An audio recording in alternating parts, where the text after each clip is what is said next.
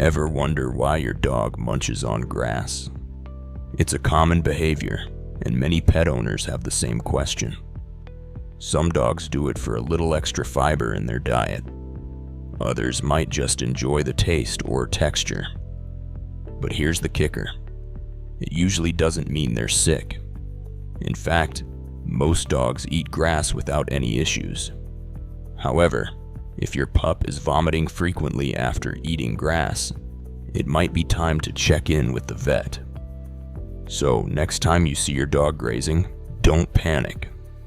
Just keep an eye on their overall health and happiness.